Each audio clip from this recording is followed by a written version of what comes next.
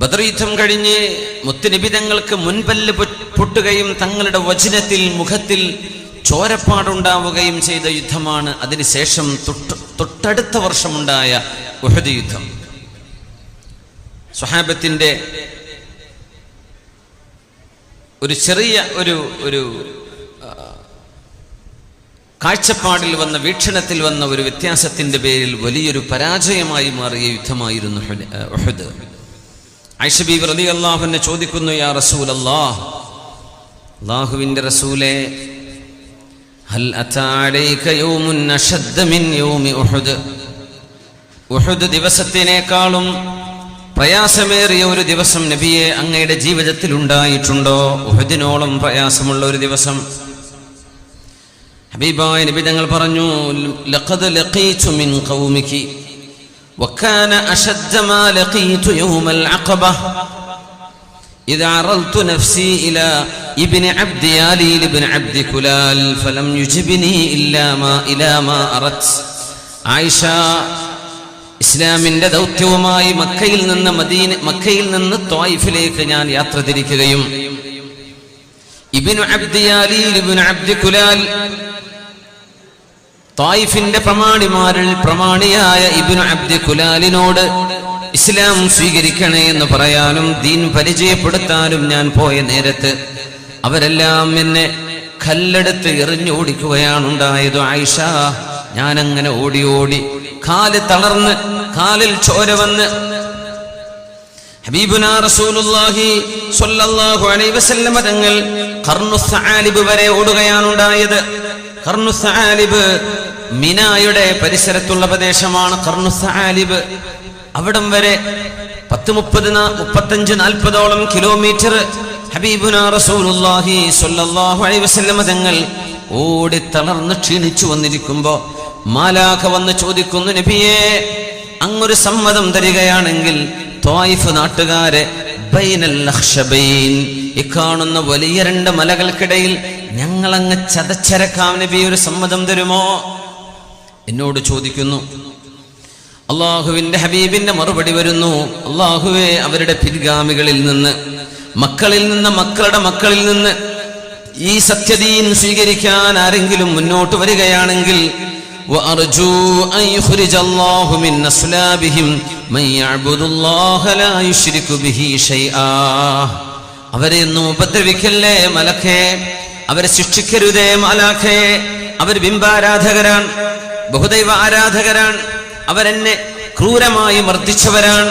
പക്ഷേ അവരെ എങ്ങാനും നശിപ്പിക്കുകയാണെങ്കിൽ ദീനും തൗഹീദും സ്വീകരിക്കാൻ ഒരു പക്ഷേ അവരുടെ പിൻഗാമികളിൽ നിന്ന് അല്ലാഹു ചില ആളുകളെ കൊണ്ടുവന്നേക്കും. കൊണ്ട് മാപ്പ് കൊടുക്കാം. മുത്തുനബി തങ്ങൾ പഠിപ്പിച്ച ഒരു വലിയൊരു പാഠം, വെറുപ്പുളവാക്കുന്ന അസാ അൻ തക്റഹു ശൈഅൻ വഹുവ ഖൈറുൽ ലക്കും. ഒരുപക്ഷെ നമ്മൾ വെറുക്കുന്ന പലതും നമുക്ക് നന്മയായിട്ട് വരും. മഹാന്മാർ പറയാറുണ്ട്, ഒരാൾക്ക് സ്വന്തം ഭാര്യയുടെ സ്വഭാവം തീരെ പിടിച്ചില്ലെന്ന് വരും, അങ്ങനെ വരാം. ഭർത്താവിന്റെ സ്വഭാവം തീരെ പിടിച്ചില്ലെന്ന് വരാം. പക്ഷേ അവർ 2 പേർക്കും ഖൈറായ നല്ല മക്കൾ അവരിൽ നിന്ന് അല്ലാഹു നൽകിയിരിക്കും. ആ മക്കളെ കൊണ്ട് അല്ലാഹു സന്തോഷം നൽകും. ത്വായിഫുകാരെ നശിപ്പിക്കല്ലേ.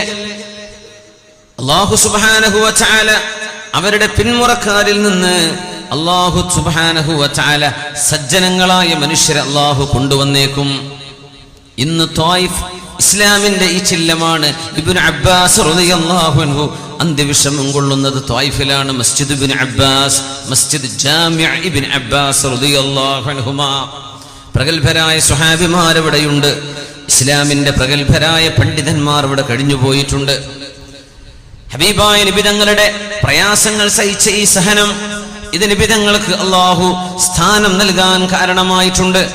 മുത്തുനബി തങ്ങൾ സുജൂദ് ചെയ്യുമ്പോഴല്ലേ അബൂജഹൽ അംർ ഇബ്നു ഹിഷാം പറഞ്ഞത്, ആരാണ് ഒട്ടകത്തിന്റെ ചീഞ്ഞു നാറുന്ന കുടൽമാല മുഹമ്മദ് നബി തങ്ങളുടെ തോളിൽ കൊണ്ടുവന്ന് ചാർത്തുന്നത് ആരാണ്?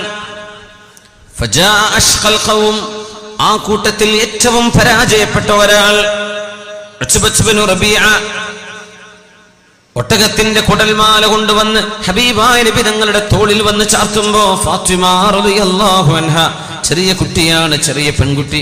മഹദി ഓടി വന്നിട്ട് പറഞ്ഞു, ബി അബീ അൻത വ ഉമ്മി യാ റസൂലല്ലാഹ്, എൻ്റെ ഉപ്പ, എന്തേ ഉപ്പ നിങ്ങൾക്ക് സംഭവിച്ചത്? എൻ്റെ ഉപ്പ ഹബീബുനാ റസൂലുള്ളാഹി തങ്ങളെ ഫാത്തിമ റളിയല്ലാഹു അൻഹ വിളിക്കുന്ന വചനമാണത്. ഫാത്തിമ റളിയല്ലാഹു അൻഹയുടെ പിതാവാണ് ഹബീബുനാ റസൂലുള്ളാഹി സ്വല്ലല്ലാഹു അലൈഹി വസല്ലം. മുത്തുനബി തങ്ങളെ യാ റസൂലല്ലാഹ്, അല്ലാഹുവിന്റെ തിരുദൂതരേ, മുത്തുനബിയെ ഇത്ര പ്രയാസമോ, ഇത്ര ബുദ്ധിമുട്ടോ? ലാ ഖർബ അലാ അബീകി, മോളെ ഉപ്പയുടെ പ്രയാസം അല്ലാഹു തീർത്തു തരും. വല്ലാഹി ലയുതിമ്മന്നല്ലാഹു ഹാദദ്ദീൻ വലയബ്ലുഗന്ന ഹാദദ്ദീനു മാ ബലഗൽ ലൈലു വന്നഹാർ. എവിടെയെല്ലാം സൂര്യപ്രകാശം എത്തുന്നുവോ അവിടേക്കെല്ലാം ഈ ദീനിനെ അല്ലാഹു കൊണ്ടെത്തിക്കും മോളെ. ഇന്ന് ഗ്രീൻലാൻഡിൽ മുസ്ലിമീങ്ങളുണ്ട് അല്ലേ, ഫിൻലാൻഡിൽ മുസ്ലിമീങ്ങളുണ്ട്, ഓസ്ട്രേലിയയിലും ന്യൂസിലാൻഡിന്റെ ഓക്ലാൻഡിലും അതിൻ്റെ അപ്പുറത്തേക്കും ലോകത്തിന്റെ നോർത്തിലും ഈസ്റ്റിലും സൗത്തിലും വെസ്റ്റിലും അള്ളാഹുവിൻ്റെ ദീനുണ്ട്. ഇത്ര വലിയ അത്ഭുതമാണ്. അവിടെയൊക്കെ മുസ്ലിമീങ്ങളുണ്ട്. ലോകത്തെ ഏത് മേജർ സിറ്റിയിലും മുസ്ലിം പള്ളികളില്ലാത്ത സ്ഥലങ്ങളില്ല. ഏത് ചെറിയ ഗ്രാമത്തിലും മുസ്ലിമീങ്ങളുടെ ഒരു മസ്ജിദ് ഉണ്ടല്ലോ. ഇത് ഈ ദീനിന്റെ പ്രത്യേകതയാണ്. മുത്തുനബി തങ്ങൾ പറഞ്ഞത്, മാ ബലഗൽ ലൈലു വന്നഹാർ, എവിടെയെല്ലാം രാവും പകലുമുണ്ടോ അവിടെ അല്ലാഹു ഈ പ്രകാശം എത്തിക്കുക തന്നെ ചെയ്യും. ഹബീബുനാ നബി തങ്ങളുടെ തോളിൽ നിന്ന് മഹദിയായ ഫാത്തിമ റളിയല്ലാഹു അൻഹ ആ പരിശുദ്ധങ്ങളായ കൈകളെ കൊണ്ട് പരിശുദ്ധമായ ശരീരത്തിൽ നിന്ന് ചീഞ്ഞു നാറുന്ന ഈ വേസ്റ്റുകളെല്ലാം എടുത്തു മാറ്റി ഒരു ബക്കറ്റ് വെള്ളം കൊണ്ടുവന്ന് ഹബീബിനെ കുളിപ്പിച്ചു സ്വല്ലല്ലാഹു അലൈഹി വസല്ലം. ആ നേരം മുത്തുനബി ഞങ്ങൾ ദുആ ചെയ്തു, അല്ലാഹുമ്മ അലൈക ബി അബീ ജഹൽ ഇബ്നു ഹിശാം وعتبة بن ربيعة وشيبة بن ربيعة وأمية بن خلف وعقبة بن أبي معيط. പടച്ചവനെ അബൂ ജഹലിനെ പിടിക്കണേ, ഉത്ബത്തിനെ പിടിക്കണേ, ഷൈബയെ പിടിക്കണേ, ഉത്ബത്ത് ബിൻ അബീ മുഅയ്ത്തിനെ പിടിക്കണേ, ഉമയ്യത്ത് ബിൻ ഖലഫിനെ പിടിക്കണേ. ഇബ്നു മസ്ഊദ് റളിയല്ലാഹു അൻഹു പറയാ, ആ ഒരു ദുആ ഇരുന്നപ്പോ ഇവരൊക്കെ പേടിച്ചു. നബി ദുആ ചെയ്തിട്ടുണ്ട്, അവർക്കറിയാം ഹബീബിന്റെ പ്രാർത്ഥനയ്ക്ക് ഉത്തരം വരുന്നു.